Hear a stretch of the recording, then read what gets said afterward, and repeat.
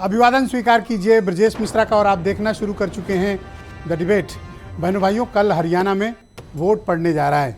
90 सीटों का ये प्रांत भारत के लिए बहुत ही महत्वपूर्ण स्थान रखता है और भारत की जितनी अन्य ज़रूरतें हैं उसको पूरा करने में हरियाणा का बहनों भाइयों बहुत बड़ा योगदान है। इसलिए देश भर की राजनीति हरियाणा पर इस समय फोकस कर रही है। हरियाणा क्या निर्णय करने जा रहा है और हरियाणा का फैसला क्या है। 90 सीटों पर कल वोटिंग होने जा रही है। 10 साल बीजेपी सरकार चला चुकी है और इसके पहले भूपिंदर हुड्डा 10 साल सरकार चला चुके हैं। तो 20 साल की स्थायी सरकारों के बाद अब हरियाणा ने क्या तय किया है, कल ये स्पष्ट हो जाएगा। तो बहनों भाइयों, आज पूरी चर्चा हरियाणा के चुनाव पर। हरियाणा में 90 सीटों पर कल वोटिंग होने जा रही है और बहनों भाइयों 90 सीट ये तय करेंगी कि इस बार वहाँ पर सरकार किसकी बनेगी। क्या बीजेपी तीसरा टर्म लाने में कामयाब होगी या फिर कांग्रेस वापस सरकार छीनने में बीजेपी से कामयाब होगी। 2019 के पश्चात अब इस वक्त के जो हालात हैं वो ग्राउंड पर बहुत बदले हुए हैं। हरियाणा की राजनीति बदल गई, हरियाणा के मुद्दे बदल गए और हरियाणा का चुनाव कैंपेन भी इस बार बदला हुआ दिखाई दे रहा है। 10 साल सरकार चलाने की वजह से बीजेपी में को इस बार एंटी इनकम्बेंसी फैक्टर का बड़ा बहुत सामना करना पड़ रहा है और ख़ास तौर पर किसान आंदोलन की हैंडलिंग बीजेपी पर बहुत भारी पड़ रही है इस बार। चाहे वो मनोहर लाल खट्टर का कार्यकाल हो या फिर नायब सैनी का कार्यकाल और दिल्ली के द्वारा किसान आंदोलन की हैंडलिंग, ये सब बीजेपी को हरियाणा में बहुत भारी पड़ रही हैं। अग्निवीर का मुद्दा भी वहाँ के लोगों के बहुत ही क्लोज सेंटीमेंट का हिस्सा है। लेकिन बहनों भाइयों, हरियाणा कई हिस्सों में पॉलिटिकली और जाति के हिसाब से बटा हुआ इलाका है। चाहे वो जाटलैंड का इलाका हो, चाहे वो देशवालियों का इलाका हो या फिर अहिरवाल इलाका हो या फिर एनसीआर का जो नॉर्थ हरियाणा का इलाका हो, जो अंबाला से लेकर आप इधर तक देखते हैं, रोहतक का मसला हो या जितने मेवात की बेल्ट हो। हरियाणा की चुनाव का जो जातीय समीकरण है बड़ा कॉम्प्लेक्स्ड है। हरियाणा को समझना बहुत मुश्किल है। आप दूसरे राज्यों की राजनीतिक आकलन कर सकते हैं, लेकिन हरियाणा के बारे में कोई भी राजनीतिक आकलन करना बहनों भाइयों बहुत जल्दबाजी होगी। वहाँ सेंटिमेंट्स बहुत महत्वपूर्ण कारक होते हैं। वहाँ मुद्दा पीछे रह जाता है, व्यक्ति वहाँ कई बार महत्वपूर्ण हो जाता है और किसे हराना है और किसे जिताना ये लोगों ने वहाँ पहले से डिसाइड किया होता है। वहाँ भावनाएं अधिक प्रधान हैं बजाय इसके कि इशूज़ के। बहनों भाइयों, आर्थिक रूप से संपन्न राज्यों में हरियाणा की गिनती होती है। वहाँ के हालात दूसरे राज्यों के हालात से बिल्कुल अलग होते हैं और हरियाणा का वोटिंग पैटर्न देश के अन्य राज्यों की तुलना में वोटिंग पैटर्न से सर्वथा अलग है और हरियाणा का वोटिंग का तरीका ही डिफरेंट है। तो आज चर्चा हम हरियाणा के समग्र पॉलिटिक्स पे करने वाले हैं, जहां कल सुबह वोटिंग होने जा रही है। क्या बीजेपी तीसरा टर्म पाएगी या फिर हुड्डा परिवार हरियाणा में फिर से राज करने के लिए लौट रहा है। दलित मतदाताओं की क्या स्थिति है, जाट मतदाताओं की क्या स्थिति है, जाटों में क्या चल रहा है और इशूज़ क्या चल रहे हैं। खुली चर्चा आज की इस डिबेट में हम करेंगे। आप कुछ स्टेटमेंट सुने, फिर इस डिबेट को हम आगे बढ़ाएंगे। लोग आदरणीय नरेंद्र मोदी जी जो तीसरी बार प्रधानमंत्री बने हैं, उनके तत्वाधान में प्रदेश को तीव्र गति से विकास की नई ऊंचाइयों के ऊपर पहुंचाने के लिए तैयार हैं। हमें पूर्ण विश्वास है भारतीय जनता पार्टी हरियाणा में तीसरी बार बहुत बड़े मैंडेट के साथ सरकार बना रही है और प्रचार अच्छा चला है और सारा आज पूरे प्रदेश में कांग्रेस के पक्ष में लहर है और छत्तीसगढ़ ने फैसला कर रखा है कि अगली सरकार हरियाणा में कांग्रेस। भारतीय जनता पार्टी तो मुद्दा ही नहीं, कोई अपनी अचीवमेंट उपलब्धि बताई नहीं है। तो बहनों भाइयों, आज की इस परिचर्चा को आगे बढ़ाएंगे। भारतीय जनता पार्टी के प्रवक्ता एसएन सिंह मेरे साथ मौजूद हैं। स्टूडियो में कांग्रेस कमेटी के प्रवक्ता सुरेंद्र राजपूत मेरे साथ इस कार्यक्रम का हिस्सा हैं और देश के जाने माने पत्रकार आदेश रावल जी मुझे इस डिबेट में ख़ास तौर पर ज्वाइन कर चुके हैं और हरियाणा के सीनियर जर्नलिस्ट विजेंद्र बंसल जी भी हमें इस कार्यक्रम में ज्वाइन कर रहे हैं और आईपी सिंह समाजवादी पार्टी के प्रवक्ता, वीरेंद्र सिंह हमारे स्टेट हेड। आप सभी का स्वागत और धन्यवाद हरियाणा के इस महत्वपूर्ण मुद्दे पर चर्चा करने के लिए आप सब ने मुझे समय प्रदान किया, धन्यवाद।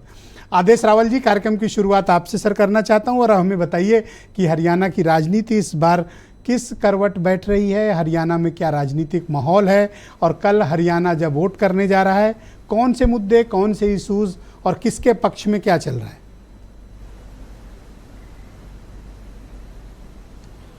शुक्रिया ब्रजेश जी, आपने मुझे बुलाया अपने कार्यक्रम में। देखिए, हरियाणा जो है इस बार बड़ा डिफ़िकल्ट हो गया है इसको समझना, क्योंकि लोकसभा के पैटर्न की तरह मुझे लग रहा है कि इस बार विधानसभा में भी दो पार्टियों के बीच में चुनाव हो रहा है, कांग्रेस वर्सेस बीजेपी में। और मुझे ऐसा लग रहा है कि ये रीजनल पार्टीज़ के लिए चिंता का विषय है। आप देखिए 2019 का जो चुनाव हुआ था उसमें खास तौर पर मैंने ये ऑब्जर्व किया था कि जब बीजेपी को 40 सीटें आई और दुष्यंत चौटाला को 10 सीटें दी, तो दुष्यंत चौटाला की जो सीटें आई थी वो एंटी बीजेपी आई थी, यानी लोगों ने बीजेपी को हराने के लिए दुष्यंत को वोट दिया था। लेकिन दुष्यंत ने जिस तरीके से सरकार चलाई 5 साल 4.5 साल तक बीजेपी की, उसके बाद आज जो स्थिति हरियाणा में बन रही है वो रीजनल पार्टीज के लिए बहुत अच्छी नहीं है, वो चिंता का विषय है। क्योंकि मैं मान सकता हूँ कि लोकसभा का पैटर्न डिफरेंट था कि आपने राष्ट्रीय पार्टी को वोट दिया, लेकिन विधानसभा के पैटर्न में भी अगर रीजनल पार्टीज को इग्नोर किया जा रहा है तो ये इन दोनों ने कम से कम 4 से 5 रीजनल पार्टीज है जिन्हें सोचने की जरूरत है कि ऐसा क्यों हो रहा है। दूसरा, अग्निवीर एक ऐसा महत्वपूर्ण मुद्दा है इसमें कि जिसको लेके बहुत चर्चा है, क्योंकि हरियाणा में हर दूसरे घर में एक फौजी है जिसका इम्पैक्ट दिखाई दे रहा है। दूसरा बेरोजगारी का मुद्दा भी बहुत ज्यादा है, क्योंकि आजकल डंकी को लेके जो जितने भी केसेस हरियाणा में रिपोर्ट हो रहे हैं वो बहुत ज़्यादा हैं। लोग अपनी ज़मीनें बेच के विदेश जा रहे हैं। इनमें से हाल ही में कुछ रिपोर्ट्स आई थी कि जो गैर कानूनी तरीके से जा रहे हैं उनकी बीच में हत्या हो गई या उनका निधन हो गया, ऐसी खबरें हैं। तो मल्टीपल फैक्टर्स हैं रीजनल, क्योंकि इलेक्शन और हर क्षेत्र का चुनाव अलग है, जातिगत समीकरण महत्वपूर्ण है। लेकिन बीजेपी के लिए मुश्किल ये है कि जो उसका गढ़ होता था, जिसे गैर जाट बेल्ट कहते हैं, जिसे जीटी रोड बेल्ट कहते हैं, जो लगभग पानीपत से लेके और चंडीगढ़ पंचकुला तक जाती है, उस बेल्ट में बीजेपी इस बार बहुत कमजोर है। इसी बेल्ट के सहारे बीजेपी ने 10 साल तक राज किया। आप देखिए राहुल गांधी की जो यात्रा निकाली गई, क्या लगता है आदेश जी कि इस बेल्ट में बीजेपी कमजोर क्यों हुई? देखिए, एक सबसे बड़ा कारण तो एंटी इनकम्बेंसी है। उसकी बड़ी वजह यह है कि जब बीजेपी ने अपने मुख्यमंत्री को हटाया, मनोहर लाल खट्टर जिन्हें प्रधानमंत्री मोदी का दोस्त कहा जाता था, उन्हें हटाया लोकसभा चुनाव से पहले, तो जाहिर तौर पर इनके पास अपने सर्वेज और डाटा की रिपोर्ट होगी कि एंटी इनकम्बेंसी हमारे चीफ मिनिस्टर के खिलाफ है, और नैब सिंह सैनी को लेके आए। नैब सिंह सैनी को इसलिए लाए क्योंकि वो पहली पसंद थे मनोहर लाल खट्टर की, लेकिन क्योंकि वो उनकी जो एंटी इनकम्बेंसी थी वो दूर नहीं हो पा रही है। उसका रिजल्ट आप देखिए लोकसभा में कि 5-5 सीटें दोनों पार्टियों को मिली। अब उस रीजन में जिस हिसाब से डेवलपमेंट होना चाहिए था या जो काम होने चाहिए थे वो नहीं हुए, और 10 साल के बाद मुझे लगता है जनता का जो मूड है वो चेंज की तरफ है। जिस तरीके से 10 साल सरकार कांग्रेस पार्टी की रही और उसके बाद उनको बाहर कर दिया। 2014 में कांग्रेस पार्टी की सिर्फ 15 सीट आई थी, लेकिन मैं ये कहूँगा कि बीजेपी की जो सीटें हैं वो थोड़ी से ज़्यादा आएंगी, लेकिन बड़ी भारी संख्या में एंटी इनकम्बेंसी है।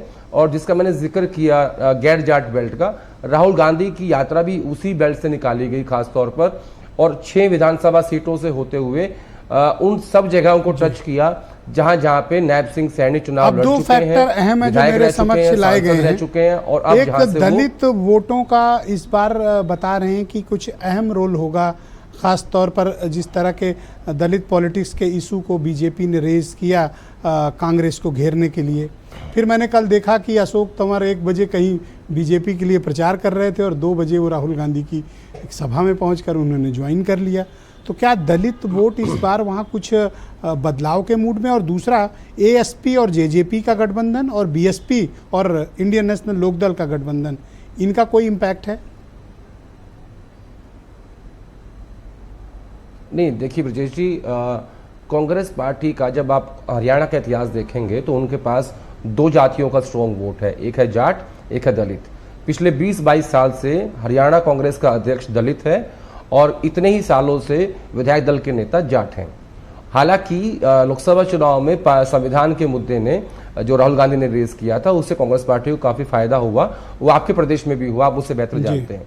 तो उस दलित वोट बैंक को टारगेट करने के लिए, उसको तोड़ने के लिए ये समझौते हुए थे, जो इंडियन नेशनल लोकदल और बसपा का हुआ और जो जेजेपी और चंद्रशेखर की पार्टी का हुआ। लेकिन जैसे मैंने कहा कि रीजनल पार्टीज को इतना समर्थन नहीं मिल रहा है, दो पार्टियों के बीच चुनाव हो गया है, तो ऐसे में बाइपोलर इलेक्शन में मुझे लगता नहीं है कि कुछ ज़्यादा सफलता इन दोनों अलायंस को मिलने वाली है।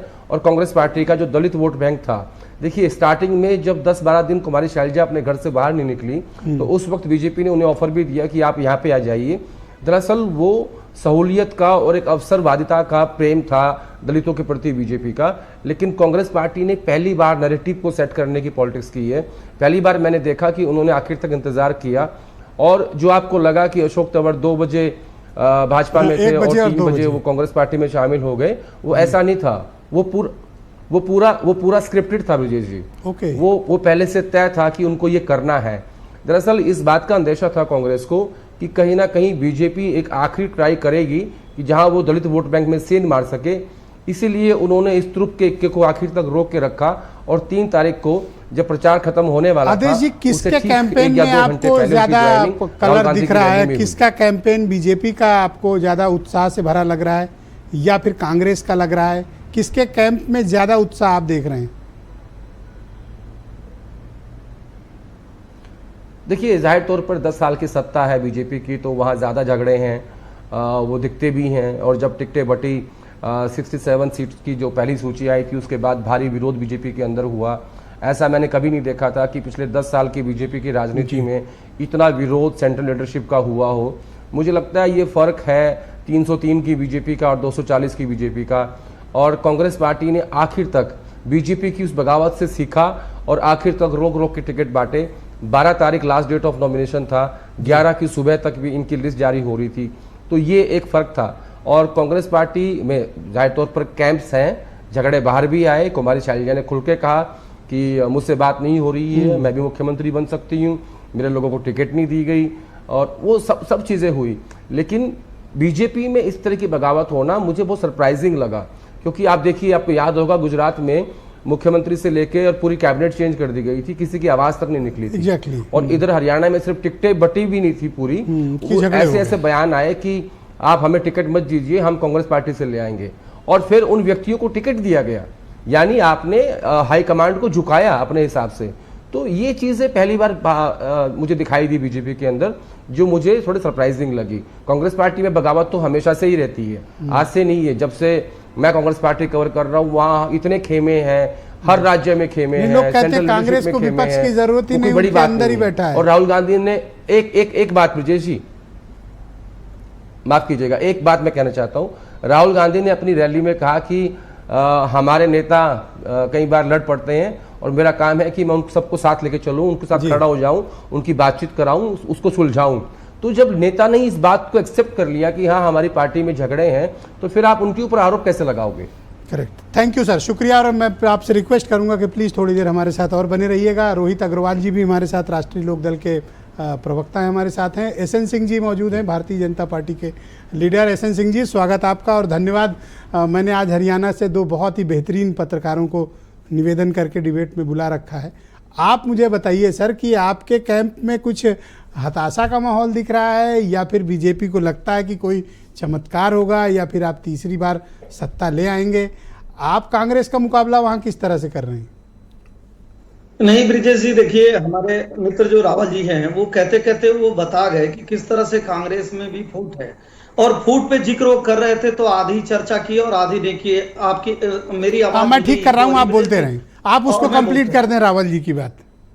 ठीक है, अच्छी बात है। देखिए हरियाणा का जो चुनाव है, वो वहां 10 साल से भारतीय जनता पार्टी की सरकार है, और हरियाणा को आपने ही बताया कि बहुत समृद्धशाली प्रदेश, जो राष्ट्रवाद को लेकर आगे चलते हैं, जो गौरक्षक होते हैं, गौपालक होते हैं, और जिनका हिंदू धर्म में, जिनका सनातन से बहुत प्रेम होता है। अब जब आदरणीय राहुल गांधी जी हिंदुओं को हिंसक कहेंगे, जब गौरक्षकों पे टिप्पणी करेंगे, जब कहेंगे भारत में लोकतंत्र तो है ही नहीं है, जब कहेंगे कि कोई पगड़ी पहन के सिख जा ही नहीं सकता है भारत में, तो लोकतंत्र नहीं, ईवीएम खराब हो गई है, सुप्रीम कोर्ट को मानेंगे नहीं, हिंडनबर्ग और पता नहीं किस किस दूसरे फर्जी कंपनियों पे भरोसा करेंगे, तो हरियाणा के पढ़े लिखे लोगों को लगा जी भाई भारतीय जनता पार्टी तो विकास की बात करती है, राष्ट्रवाद की बात करती है।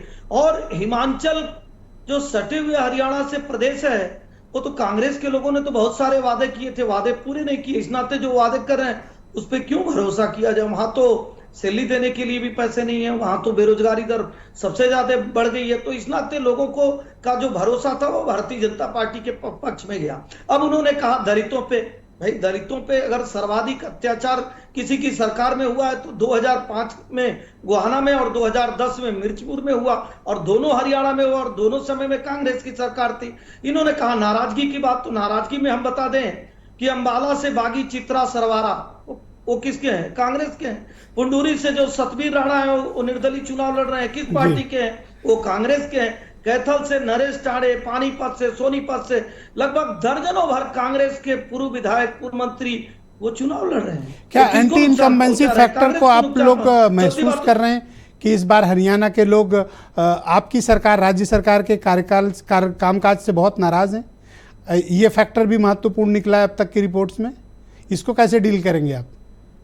नहीं देखिए ब्रिजेश जी, क्या होता है, परिवार में बहुत सारी नाराजगी होती है और परिवार के लोग अपनी बात परिवार में कहते हैं। परिवार के लोगों से जब वो बात होती है तो वो जनता ये जानती भी है कि भाई पहले की सरकारें तो खर्ची पर्ची पे चलती थी, भ्रष्टाचार करती थी, जमीन से लेकर पता नहीं कौन कौन घोटाला था। आज की सरकार पे जो भी आरोप लगा वो इस तरह का आरोप नहीं था कि वो कहीं घोटाले हो गए या जमीन का घोटाला हो गया। सारे घोटाले वो कांग्रेस की सरकार में थे। हाँ, कुछ नाराजगी थी, लेकिन जब हमारे वरिष्ठ लोग सभी के बीच में गए, जाकर मिले, तो उन्होंने कहा कि नहीं, हमको राष्ट्रवाद के साथ रहना, हमको विकास के साथ रहना, ऐसी सरकार के साथ क्यों तो रहना? आपका मुख्य एजेंडा वहां राष्ट्रवाद है सर?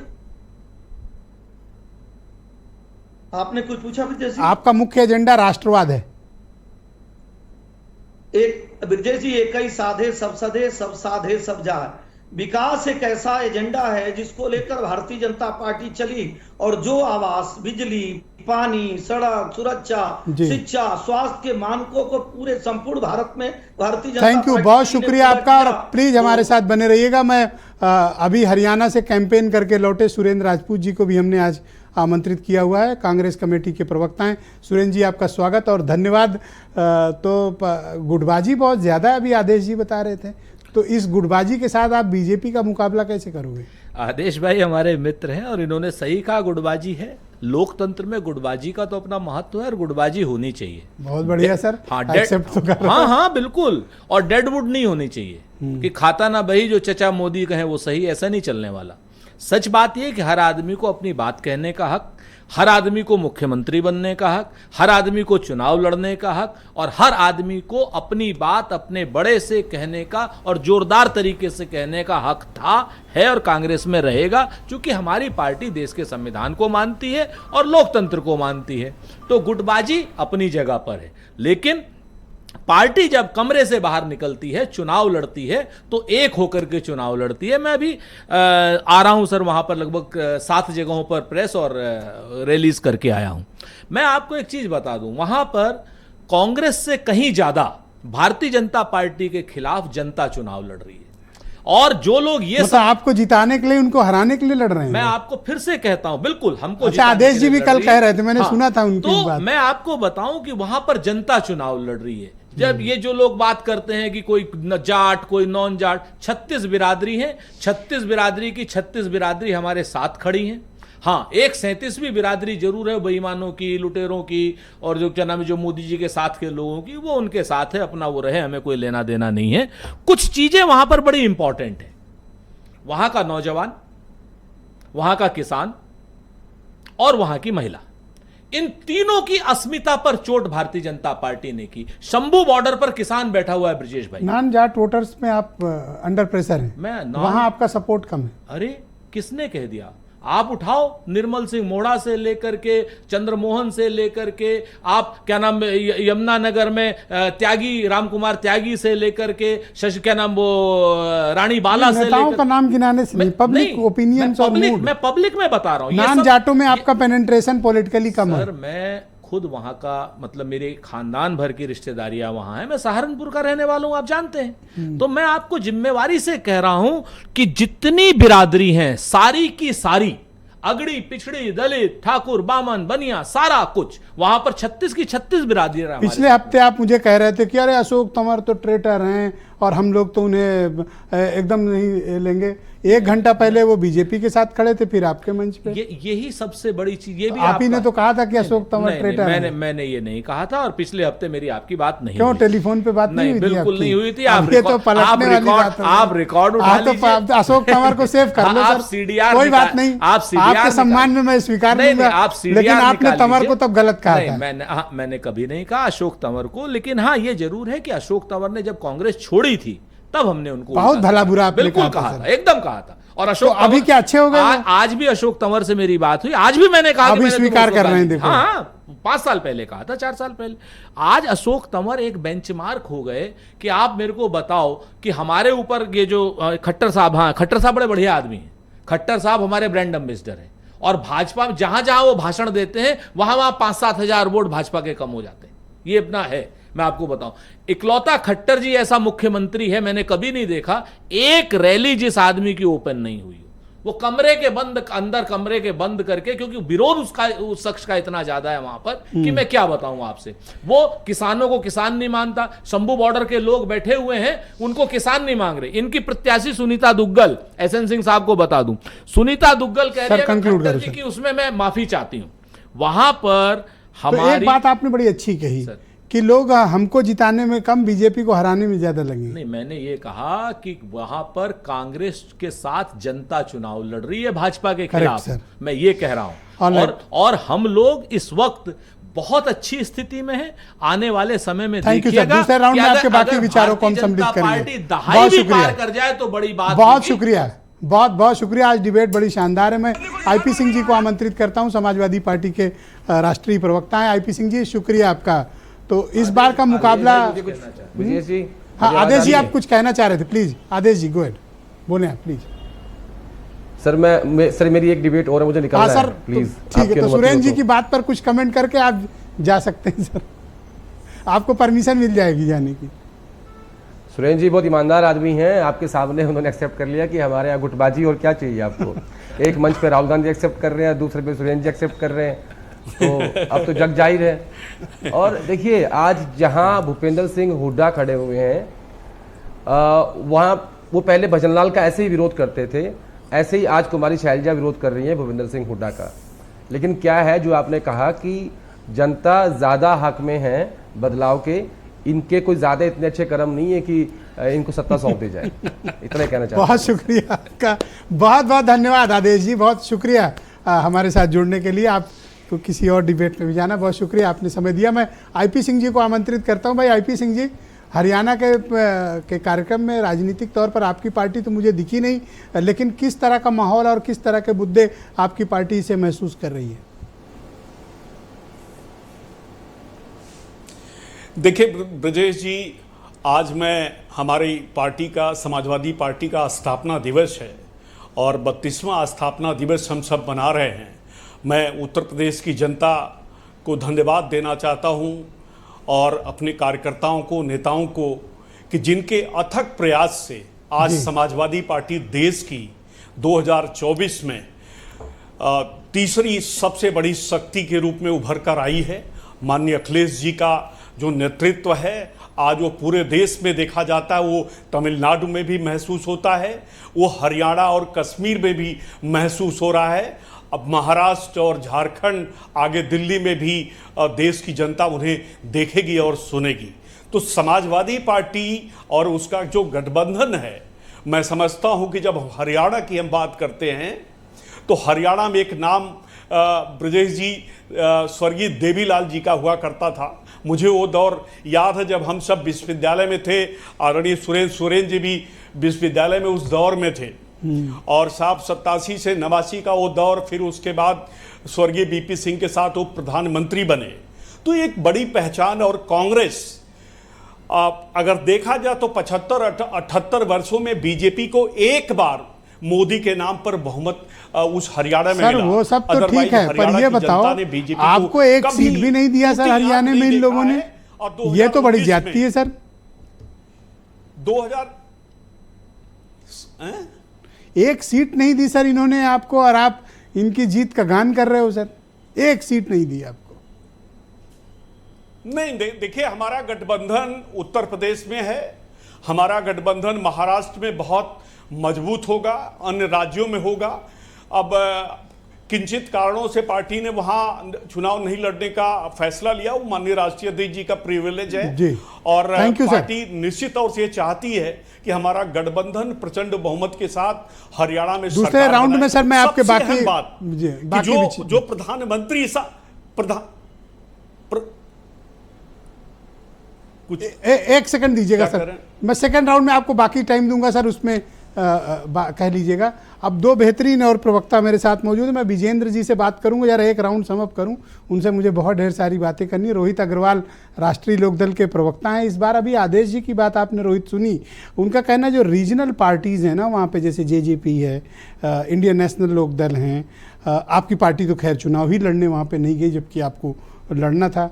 क्या कारण है कि रीजनल पार्टीज़ के प्रति विश्वसनीयता हरियाणा के लोगों की कम हुई है? क्या आप उसी कारण चुनाव लड़ने नहीं गए? देखिए ब्रिजेश जी, कहावत है कि नाई नाई मेरे बाल कितने बड़े, तो उसने कहा जजमान आगे ही आएंगे। तो इसका जो मतलब है, बस 8 तारीख, ज़्यादा दूर भी नहीं, ज़्यादा संघर्ष भी नहीं करना, नवरात्र चल रहे हैं, देवी जी का नाम लेते रहिए, और 8 तारीख को हम लोग डिबेट में बैठेंगे शाम को 8 बजे, है ना। तो 8 फिर उसके उस समय जो है जब आपके चैनल पे आपके कोऑर्डिनेटर बताएंगे कि साहब कांग्रेस के प्रवक्ता मिल नहीं रहे हैं, तब आप कहेंगे कि साहब ये क्या हुआ, है ना, क्या हुआ तो क्या तेरा है वादा, आपके हिसाब से क्या थोड़ा हुआ बताओ तेरा ना, दावा।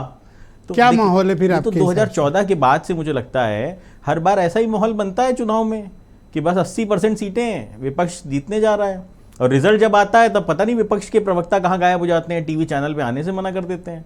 तो कोई बहुत बड़ी ये चीज तो नहीं सबका है, आप हारोगे तो आप दिखोगे नहीं, क्या? हम तो हमेशा दिखते हैं, हम तो जब हारते हैं जो तब भी हारता है वो दिखते भागता हैं, है। हम कभी नहीं भागे। मुझे याद है 4 जून हम को बीजेपी के देखिए, प्रवक्ता यूपी में डिबेट पे मिलना मुश्किल हो गया था। विजय जी, बड़ी मैं मुश्किल से एसएन सिंह जी व्यक्तिगत तैयार हुए राष्ट्रीय थे। लोकदल की बात कर रहा हूँ, राष्ट्रीय लोकदल का प्रवक्ता हूँ कि राष्ट्रीय लोकदल आज तक कभी अपनी जिम्मेदारियों से नहीं भागा, चाहे वो किसानों के अच्छा, प्रति हो, फिर चाहे वो अब युवाओं के मुद्दे पे प्रति हो, लौटते चाहे वो हैं। व्यापारियों के प्रति हो। अब मुद्दे पे लौटते हैं जी, जयंत जी ने कितनी सभाएं की हरियाणा में?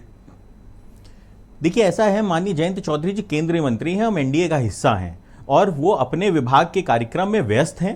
उन्होंने निरंतर युवाओं के बीच में विभाग के कार्यक्रम वो कर रहे हैं, और इस समय जरूरत है आज देश के युवाओं को एक नई दिशा देने की। देखिए हमारे पास 2 महत्वपूर्ण विभाग कहना चाहते हो, आपने कह दिया। हाँ, हमारे पास 2 महत्वपूर्ण नहीं, विभाग बिल्कुल ठीक हैं, बात है। जहां पे एक स्किल ज्यादा इंडिया के काम दे दिया माध्यम से। बीजेपी ने आपको सरकार। हाँ जी, बीजेपी ने सरकार में आपको ज्यादा काम दे दिया है। नहीं बिल्कुल, एसएन देखिए सिंह साहब थोड़ा सा वेट करिएगा सर, विजेंद्र जी के पास अभी चलना है मुझे। ज्यादा काम दे दिया है, नहीं, थोड़ा देखिए- कम किया जाएगा। देखिए ज्यादा काम और कम काम की बात नहीं होती यहाँ पे। देखिए हमारे नेता पढ़े लिखे नेता नोट हैं, हमारे किया जाए नेता भाई देखिए, एसएन सिंह जी, हमारे नेता इनके ने पास काम ज्यादा है जलेबी डिपार्टमेंट की मिनिस्ट्री नहीं में। सुनिए, जलेबी की फैक्ट्री हमारे नेता नहीं बना पा रहे हैं अभी फिलहाल, लेकिन वो जो जलेबी की स्किल है जलेबी बनाने की, वो हमारे ही नेता सिखाएंगे, तभी वो ठीक जलेबी बात है। बनाने की स्किल कोई सीखेगा। ऑलराइट, शुक्रिया आपका, हमारे साथ बने रहिएगा। मैं विजेंद्र बंसल जी के पास चलता हूं, हरियाणा के बहुत ही जाने माने और ख्याति लब्ध पत्रकार हैं। बहुत शुक्रिया बंसल जी हमारे साथ जुड़ने के लिए, और धन्यवाद कि इन सब की बातों को आपने सुना, और फिर मैं आपके पास आपका पक्ष समझने आ रहा हूं। तो सर बताइए कि हरियाणा क्या चाहता है?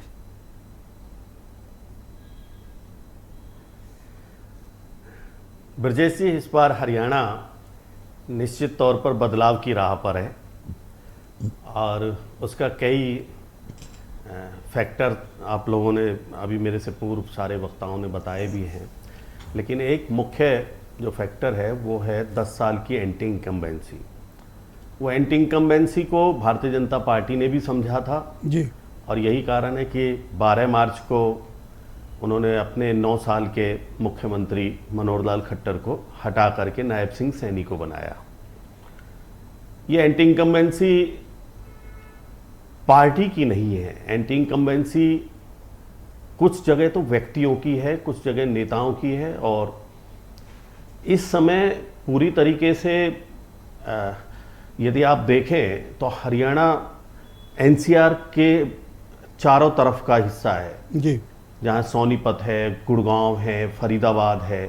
इन क्षेत्रों में पहले पूरी तरीके से भारतीय जनता पार्टी छा गई थी, 2019 में भी, 2014 में भी जी। लेकिन इस बार उन्हीं क्षेत्रों में भारतीय जनता पार्टी को अपनी स्थिति बरकरार रखने के लिए संभवतः बहुत मेहनत करनी पड़ी है।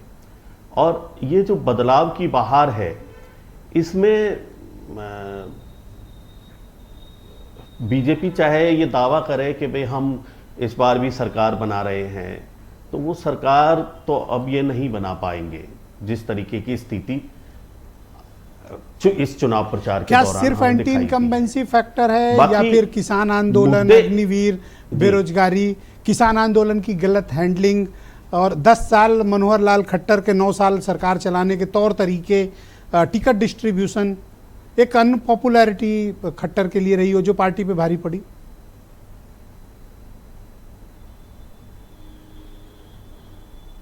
देखिए जी बोलें प्लीज। हाँ बोलें आप प्लीज बंसल साहब। जी, मुद्दे कांग्रेस के पास मुद्दे बहुत हैं। भारतीय जनता पार्टी इस बार कोई बड़ा मुद्दा खड़ा नहीं कर पाई, और बड़ा मुद्दा खड़ा ना करने के पीछे भी एक कारण है कि कांग्रेस के पास तो अग्निवीर, किसान आंदोलन, किसानों के एमएसपी और ये सारे मुद्दे रहे। सरकार की 10 साल की एंटी इनकम्बेंसी, कार्यशैली को लेकर के सवाल किए, लेकिन भारतीय जनता पार्टी एक बड़ा मुद्दा पूरे हरियाणा के इस चुनाव प्रचार के दौरान खड़ा नहीं कर पाई। आप देखेंगे 2014 में इनके पास अच्छे दिन आएंगे कि एक बहुत बड़ा मुद्दा था, वो एक मोदी लहर थी। 2019 में भी सर्जिकल स्ट्राइक के बाद जब हरियाणा में विधानसभा चुनाव हुए तो एक बहुत बड़ा इन्होंने नारा दिया, जो उस नारे को लेकर के हरियाणा में कहते हैं कि सरकार बनी 75 पार, अब की बार 75 पार। लेकिन इस बार हरियाणा में भारतीय जनता पार्टी ऐसा कोई बड़ा मुद्दा खड़ा नहीं कर पाई जिस मुद्दे को लेकर के कांग्रेस कहीं भ्रमित हो। एक बिल्कुल चुनाव प्रचार के बीच में जब राहुल गांधी अंबाला गए और अंबाला जाने के बाद उन्होंने भूपेंद्र सिंह हुड्डा और कुमारी सैलजा के हाथ मिलवाए, तब से भारतीय जनता पार्टी ने एक बड़ा मुद्दा खड़ा किया दलित अपमान का। वो दलित अपमान का मुद्दा खड़ा करते करते करते करते ऐसा लगा था कि भाई वास्तव में कहीं भारतीय जनता पार्टी को इस बार इसका फायदा ना मिले जी, क्योंकि लोकसभा चुनाव में पूरी तरीके से भारतीय जनता पार्टी ये मान करके चल रही थी कि भाई जो दलित समाज के, अनुसूचित जाति के लोग हैं, उन्होंने इस बार भारतीय जनता पार्टी को वोट नहीं दिया। तो वो मुद्दा धीरे धीरे धीरे धीरे जब चुनाव प्रचार का आखिरी दिन हुआ 3 अक्टूबर को, जब डॉक्टर अशोक तंवर जैसे नेता इनके यहाँ से चले गए, भाजपा के यहाँ से, तो वो मुद्दा भी बहुत ज्यादा कारगर साबित नहीं तो हुआ। आप ये मानते हैं लेकिन कि अभी मेरे से पहले रावल साहब एक बहुत बढ़िया हाँ please continue, please continue. Rawal साहब एक बात बहुत बढ़िया कह गए कि 2005 में भूपेंद्र सिंह हुड्डा भी सांसद थे और इस बार कुमारी सैलजा भी सांसद हैं।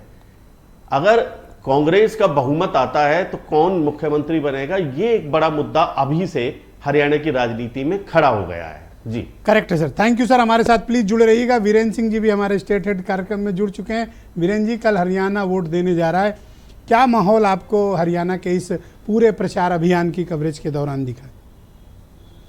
देखिए, हरियाणा और जम्मू कश्मीर 2 राज्यों के चुनाव हो रहे हैं और उम्मीद ये थी कि 4-5 राज्यों में एक साथ चुनाव होंगे जी, लेकिन वो 2 राज्यों तक सिमट गया मामला। तो भाजपा ने शायद पहले ये तय किया होगा कि पहले 2 राज्य की टोह ले ली जाए, हालत देख लिया जाए, उसके बाद फिर आगे महाराष्ट्र और झारखंड की ओर देखा जाए। दोनों जगह सहयोग से 90-90 सीटों पर चुनाव होने हैं।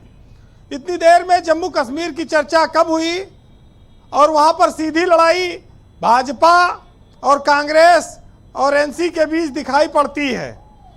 हरियाणा चूंकि उत्तर प्रदेश से सटा हुआ राज्य है, एनसीआर है, गुड़गांव आता है, उसमें कहा जाए तो रिच स्टेट है और भाजपा के पास 10 साल से वो वहाँ पर सरकार रही। जब से मोदी जी आए तब से बीजेपी वहाँ पर रही।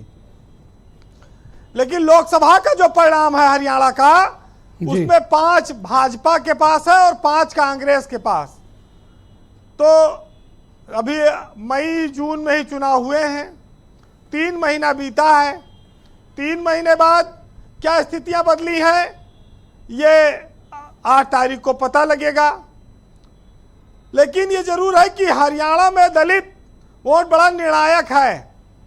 अगर मायावती इनलोद का गठबंधन कुछ वोट खींचता है, केजरीवाल कुछ वोट काटते हैं, तो कांग्रेस को नुकसान हो सकता है जी, और बीजेपी को उसका फायदा मिलेगा।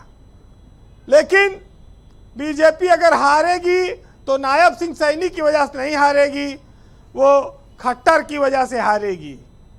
तो वो सीएम पद से भले हट गए हैं, लेकिन कामकाज उन्हीं की सरकार के वोट के आधार पर मिलना है जी। तो ये प्रभाव यही दिखाता है। वैसे योगी जी भी गए थे, उन्होंने कई सभाएं दोनों राज्यों में की हैं। योगी की काफी डिमांड रही इन चुनाव में यूपी से, खटाखट और सफा चट, पर मामला क्या बनेगा ये परिणाम आने वाला है। वैसे जो नाराजगी की थी स्थिति थी, भाजपा उसको भांप चुकी है और इसीलिए खट्टर की ज्यादा सभाएं नहीं हुई।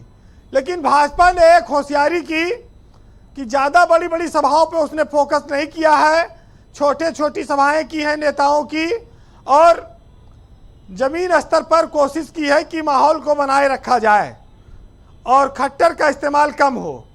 अब चुनाव परिणाम है, अभी थोड़ी देर पहले रोहित अग्रवाल कह रहे थे कि चौंकाएगी, चुनाव परिणाम चौंकाएगा, लेकिन चौंकाया तो तब जब कहा कि ये 1.5 जिले वाले लोग हैं, और उसके बाद उन्हीं के घर के बगल में पड़ोस में वोट पड़ रहा है, मतदान हो रहा है, और रालोद का कोई कैंडिडेट नहीं लड़ा। अरे कश्मीर में लड़ रहे हैं वीरेन जी, तो हैंडपंप कश्मीर में पानी निकाल रहा है इस समय, कश्मीर आपको पता भी है। सेब का मौसम चल रहा है, तो हो सकता है कि वहां पर बढ़िया गुलाबी रंग के सेब खाने को मिल रहे हों।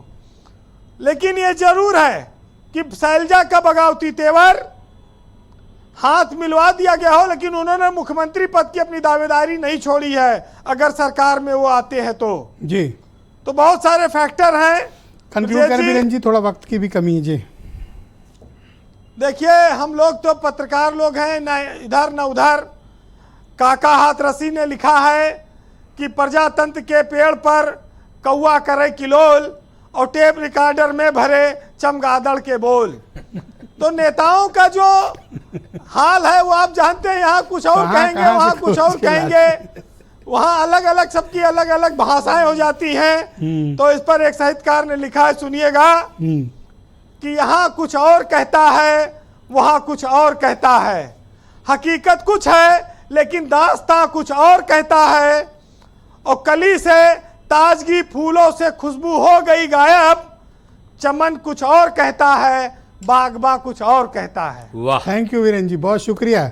एक दिन एसएन सिंह मुझसे कह रहे थे कि वो जब आप डिबेट में आते हैं तो अपनी बात कहने से ज़्यादा वो आपकी बात सुनने के लिए आते हैं। बहुत शुक्रिया वीरेन जी हमारे साथ जुड़ने के लिए, ग्राउंड जीरो से अपना फीडबैक और पॉलिटिकल ऑब्जर्वेशंस को हम तक पहुंचाने के लिए। बहनों भाइयों, दूसरा चरण इस परिचर्चा का प्रारंभ करते हैं। एसएन सिंह भारतीय जनता पार्टी के प्रवक्ता हैं, तो बताइए सर कि ये एंटी इनकम्बेंसी फैक्टर है या फिर खट्टर के का खामियाजा आपकी पार्टी भुगत रही है?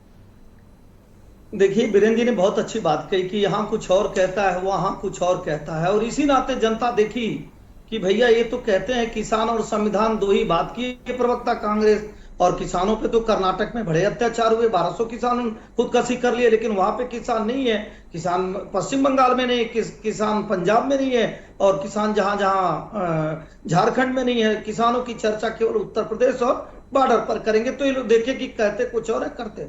दूसरी बात, इन्होंने संविधान की कई, आदरणीय विजय जी, संविधान को तार तार करने का काम कौन किया?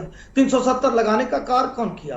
किसने देश में इमरजेंसी लगाया? किसने हिंदू मुसलमानों का बंटवारा कराया? किसने दो तरह के संविधान बनाया कि हिंदुओं के लिए कुछ अलग, मुसलमानों के लिए कुछ अलग? ये सारे जो संविधान और किसान की बात करते हैं वो कहते कुछ और है, करते कुछ और है। अरे वहां की जनता ने देखा कि एक तरफ आप हिंदुओं को गाली दे रहे हैं और दूसरी तरफ आप दूसरे को सर आंखों पे बैठाने का कार्य कर रहे हैं। क्या वहां के लोगों को नहीं लगेगा? अभी इन्होंने दलितों की बात कही, क्या ब्रिजेश जी छोटी बात है? क्या भारतीय जनता पार्टी ने कहा था कि आप दलितों के घर जला दीजिए? उस समय कांग्रेस की सरकार रहती है, तो लोगों ने देखा है। सटे राज हरियाणा में, हरियाणा से सटे राज सर, आपने खट्टर के मुद्दे पर जवाब नहीं दिया, तो किसने नहीं देखा कि कांग्रेस खट्टर वाला मुद्दे पर थोड़ी क्लैरिटी दीजिए आप। ब्रिजेश जी, ब्रिजेश जी, वीरेंद्र जी ने जो कहा वही है कि कहते कुछ और है, करते कुछ है, यहाँ कुछ और कहते हैं, वहाँ कुछ और। हरियाणा के लोगों का एक सेंटिमेंट ये रहा कि आपने ठीक है उनको एंटी इनकम्बेंसी के चलते हटा तो दिया हरियाणा से, लेकिन हरियाणा के लोगों को चिढ़ाने के लिए आपने उनको दिल्ली में मंत्री बना दिया। ब्रिजेश जी मैं बताऊं, देखिए सटे राज हिमाचल है, वहां भी आपने वादा किया, आपने कोई काम नहीं किया। कर्नाटक में आपने कहा हम दलितों के लिए कार्य करेंगे, दलितों को के विकास के दिए हुए फंड को आपने एक विशेष वर्ग को दे दिया। तो हरियाणा की जनता ने देखा कि ये कांग्रेस के लोग कहते कुछ और हैं, करते कुछ और हैं, हिंदुओं को जातियों में बांटने पे लगे हैं, एक विशेष धर्म को काफी फोकस आपका हिंदुओं पर है सर, जातियों को लेकर वो चुनाव हर तीसरी लाइन में इनके हिंदू आता है, हर तीसरी लाइन में। ब्रिजेश जी इस नाते कि आप बताइए, कोई सौगंध खा रखी है कांग्रेस क्या कि हिंदुओं को ही हिंसक कहेगी, हिंदुओं को ही आतंकवादी थैंक यू सर, शुक्रिया। सौगंध खा थोड़ा सा इस राउंड में समय का अभाव है, कृपया थोड़ा सा कोऑपरेट करें सर। 3 तलाक पर नहीं बोलेगी, क्या सौगंध खा रखी है क्या? बहुत शुक्रिया सर, मैं आपके मित्र सुरेंद्र जी को बुलाता हूँ। क्या सौगंध खा रखी है क्या जी, हिंदू मंदिरों को ही धन्यवाद सर, बहुत बहुत शुक्रिया सर, छूट देगी। बहुत शुक्रिया। समय बचा तो आपको फिर इस पर डिबेट में और भी मौका देंगे बात रखने का। सुरेंद्र राजपूत जी हैं, कांग्रेस के प्रवक्ता हैं। सुरेंद्र जी, सिर्फ आपकी पार्टी के ऊपर ये आरोप लग रहा है कि पूर्व में जो आपके भी शासन थे, वो शासन में कोई ऐसी व्यवस्था नहीं थी कि आपके प्रति लोगों का बहुत आकर्षण हो, जैसा कि आदेश जी कह रहे थे कि आपका कार्यकाल भी कोई ऐसा गोल्डन नहीं था कि जनता आपको चुने, वो तो परिस्थितियों ने ऐसे निर्माण कर दिया। सर देखिए, जब आदमी खाम खामे इतिहास की बात करने लगे जैसे भाजपा वाले कर रहे थे, उसी से पता चल जाता है कि इनके पास अपना 10 साल का गिनाने के लिए कुछ नहीं है। अगर इनके पास अपना 10 साल का गिनाने के लिए कुछ होता, इन्होंने अग्निवीर जैसी समस्या का समाधान कर दिया होता, इन्होंने हरियाणा बॉर्डर पे 750 किसान शहीद न होने दिए होते, इन्होंने अंबाला में जो शंभू बॉर्डर पे किसान हजारों की संख्या में बैठे उनके सामने करोड़ों रुपए के बोल्डर न लगाए होते, और उन किसानों को खालिस्तानी, पाकिस्तानी, आतंकवादी, पता नहीं क्या क्या मनोहर लाल खट्टर ने कहा, सब कुछ है, वो किसान नहीं है। आपको मैं बात बताऊं, हमारे अपने लोग बैठे हुए हैं, मैं वहां पर गया हूं, भाजपा की एक प्रत्याशी है सुनीता दुग्गल, वो कह रही है कि भैया खट्टर से हमें कुछ लेना देना नहीं, ये शंभू बॉर्डर पे तो किसान ही हैं। खट्टर जी गलत कह रहे हैं, इनकी अपनी पार्टी के लोग कह रहे हैं। जहां जहां खट्टर साहब मतलब जाते हैं, वहां वहां इनके 10-20 हजार वोट कम कराते हैं। तो मैं आपको बताऊं, ऊपर से हमने कहा था क्या इनसे कि ब्रजभूषण शरण सिंह से विनेश फोगाट को गाली दिलवा में, हमने कहा था दिल्ली पुलिस से, क्या टिकट तो आपने दे ही दिया विनेश फोगाट को? बिल्कुल दिया, और ऐतिहासिक वोट से जीतेगी, ऐतिहासिक। आपको यकीन नहीं होगा, वहां का भाजपा का कार्यकर्ता, मैं इनसे एसएन सिंह साहब से खुले में कह रहा हूं, वहां का भाजपा का और जेजेपी का कार्यकर्ता विनेश फोगाट को वोट दे रहा है। अरे दुष्यंत चौटाला से निपट लो आप, अभय चौटाला से निपट लो, अजय चौटाला से निपट लो। SN Singh ji please sir थोड़ा सा डिबेट सिस्टमेटिक करते हैं, प्लीज आप बोले, प्लीज आपके पास 30 सेकंड। तो मैं आपको ये बता दूं, बड़ी सिंपल सी बात है, आप लोग ये लोग कुछ करते रहे, इनके मीडिया के साथी जो दिल्ली का नोएडा मीडिया है, यही अपने आप में बता रहा है कि हमारी सरकार आ रही है। मध्य प्रदेश से लेकर के जहां जहां था वहां तक ये लोग, इनका ना जिनके जो बड़े बड़े चैनल थे ना, खुले में डिबेट। ये मध्य प्रदेश में भी आपकी सरकार ला रहे थे सर, और अंत में आपके हाथ से निकल गई बात। सुन तो लीजिए, आप मध्य प्रदेश में, छत्तीसगढ़ में, महाराष्ट्र में, पता नहीं कहां खुले में डिबेट करते थे, मंच पे डिबेट करते थे। हरियाणा में कोई डिबेट हुई क्या?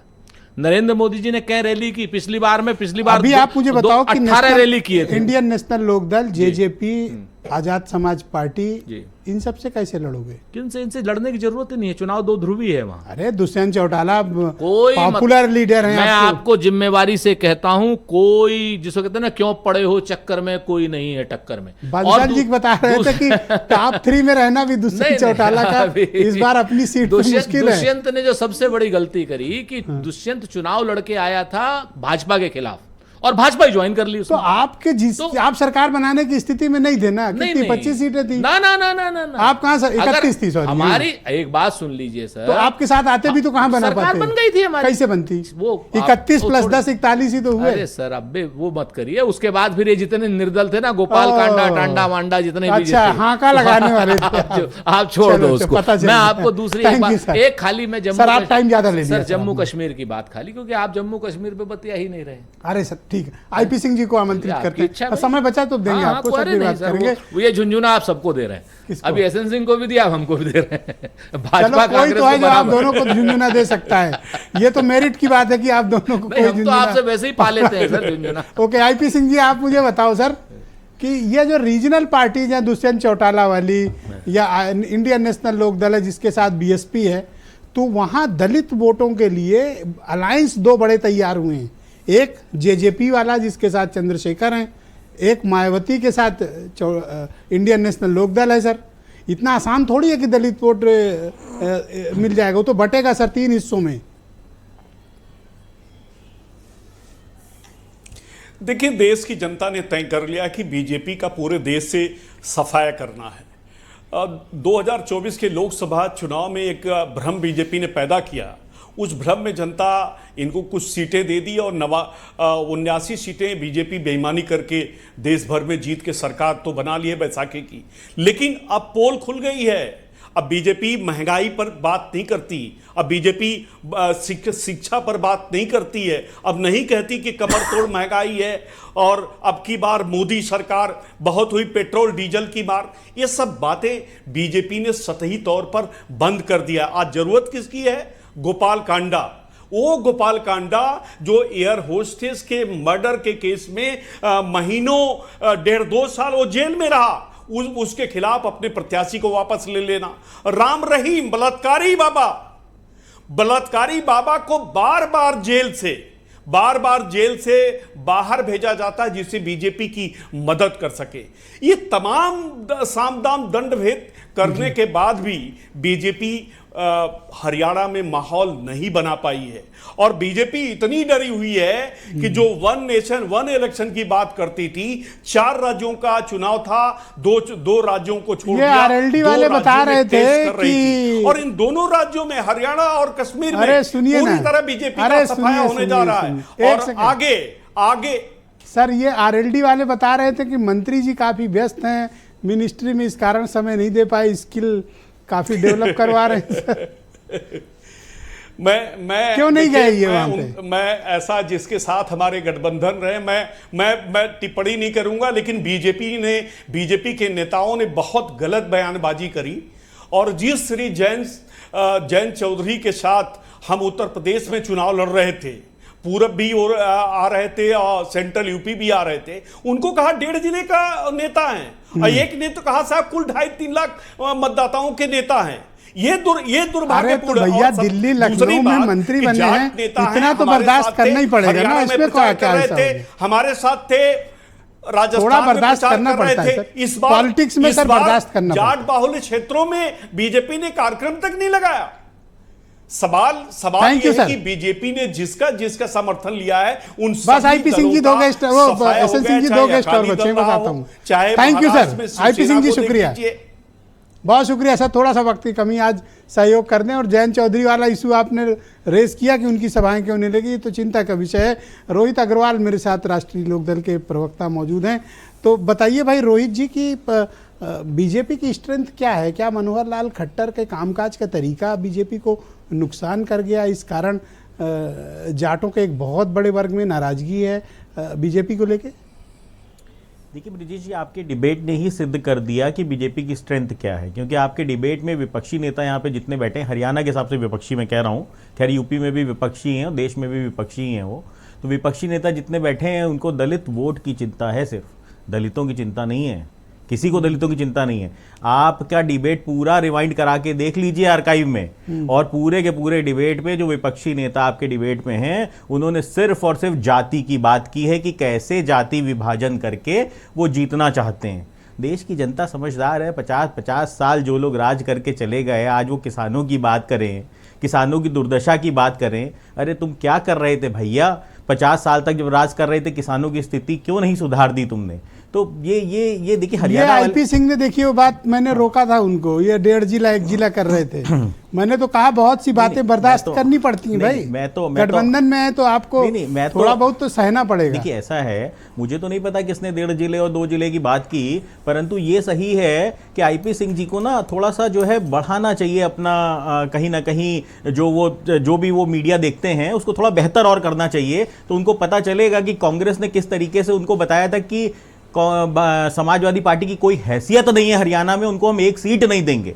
और अखिलेश यादव जी तो झांकने भी नहीं गए हरियाणा, और उसके बाद भी अगर आईपी सिंह यहाँ पे तारीफ कर रहे हैं कांग्रेस की, तो मैं तो उनके दर्द को इज्जत बचाने के लिए कह रहे हैं सलाम करता हूं। आपके साथ गलत हुआ तो आप तो उन्हीं पे नाराज हो रहे हो। नहीं, मैं तो कह रहा हूं, मैं तो सलाम कर रहा हूं इनके जज्बे को कि ये इतनी बेइज्जती सहने के बाद भी जिन्होंने कांग्रेस का रिवाइवल करा दिया उत्तर प्रदेश के अंदर, ये वाला जिन्होंने सुनिए तो जिन्होंने Congress thank you sir 10 second, जिन्होंने कांग्रेस का रिवाइवल करा दिया उत्तर प्रदेश के अंदर, उनको हरियाणा में उनकी हैसियत दिखा दी कांग्रेस वालों ने। आपका मैं बंसल जी को आमंत्रित करता हूं। भाई बंसल जी, 3-4 मुद्दे निकलकर सामने आए। गैर जाट वोटों में बीजेपी की हिस्सेदारी क्या है, दलित वोटों में बीजेपी की हिस्सेदारी क्या है, और जो क्षेत्रों में बटा हुआ हरियाणा है जिसको GT road belt, Mewat region, NCR, Ahirwal, देशवालियों का इलाका, जाट लैंड, ये सब के इलाकों में वोटिंग पैटर्न अलग है या फिर इस बार हरियाणा एक मन बना चुका है? देखिए, हरियाणा पूरा एक मन कहीं भी नहीं बना पाया है, अलग अलग पैटर्न है, सबके बिल्कुल अलग पैटर्न है। मेवात कांग्रेस की तरफ है, अहिरवाल मिक्सअप है, ब्रज क्षेत्र मिक्सअप है जिसको पलवल फरीदाबाद क्षेत्र कहा जाता है जी, और जो जीटी रोड बेल्ट है वो भी मिक्सअप है। लेकिन जो जाट बेल्ट है, मैं जाट लैंड कतई नहीं कहता हूं, हरियाणा में कभी भी पत्रकारिता करते हुए जाट बेल्ट ही कहता हूं। जाट बेल्ट ये देशवाली हुए, रोहतक, सिरसा, सोनीपत और हिसार तक, ये पूरी तरीके से इस बार कांग्रेस की तरफ इनका झुकाव है।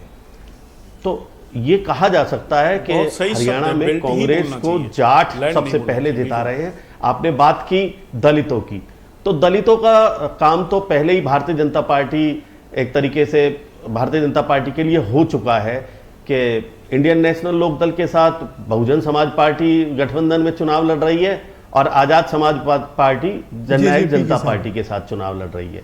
वो वोट डिवीजन तो इन्होंने लोकसभा चुनाव के बाद तय कर दिया था कि ये जरूरी है वोट डिवीजन, और उसके बाद फिर चुनाव के दौरान सिर्फ एक ही मुद्दा प्रभावी रूप से भारतीय जनता पार्टी खड़ा कर पाई, और वो है कुमारी शैलजा और भूपेंद्र सिंह हुड्डा की आपस में पट नहीं रही है। कुमारी शैलजा का अपमान हो रहा है, दलितों का अपमान हो रहा है। तो वो जो दलितों का वोट बैंक अब कितना बटेगा कितना नहीं बटेगा, क्या वो उसी 5-5 की तरह जैसे 45 सीट लोकसभा चुनाव में विधानसभा की कांग्रेस ने जीत ली अपनी 5 लोकसभा सीटों के साथ, तो क्या उस तरीके का पैटर्न आएगा या दलितों बहुत शुक्रिया का वोट विभाजन होगा, ये तो अभी 8 तारीख के रिजल्ट ही बता पाएंगे। बहुत शुक्रिया। मैं सुरेंद्र जी और मैं एस एन सिंह जी, मैं डिबेट ऑलरेडी 1 मिनट एक्सीड कर चुका हूँ, तो 10 सेकंड में अगर कुछ मैंने को एक ही बात कहनी है बंसल साहब से, 10 सेकंड नहीं 5 ही में मैं कह दूंगा। कुमारी शैलजा जी ने बहुत स्पष्ट कहा कि उनकी रगों में कांग्रेस का खून है और तिरंगे में लिपट के मरेंगे, इससे बड़ा स्टेटमेंट तो दुनिया में किसी ने नहीं दिया। 10 सेकंड सर। देखिए, भी समाजवादी पार्टी के हमारे मित्र कह रहे थे, तो 32-35 साल हुआ समाजवादी पार्टी उत्तर प्रदेश से बाहर नहीं जा पाई है। और रही बात, तो समाजवादी पार्टी और कांग्रेस के विरोध को सबने देखा है कि कौन मन बुद्धि, कौन अखिलेश थैंक यू सर, बहुत शुक्रिया सर, अपना कुछ कह दो बहुत बहुत धन्यवाद सर, बहुत शुक्रिया। वो जनता क्यों वोट करेगी? क्योंकि कांग्रेस की कई राज्यों में सरकार चल रही है। बहुत धन्यवाद सर। मैं हरियाणा के लोगों से आह्वान करता हूं कि कल बड़े पैमाने पर बम्पर वोटिंग करें और 75% से ऊपर वोटिंग होनी चाहिए, और हरियाणा के लोग लोकतंत्र में अपना कंट्रीब्यूशन करें। बहनों भाइयों, बहुत शुक्रिया और धन्यवाद मेरे साथ इस परिचर्चा को देखने के लिए। नमस्कार।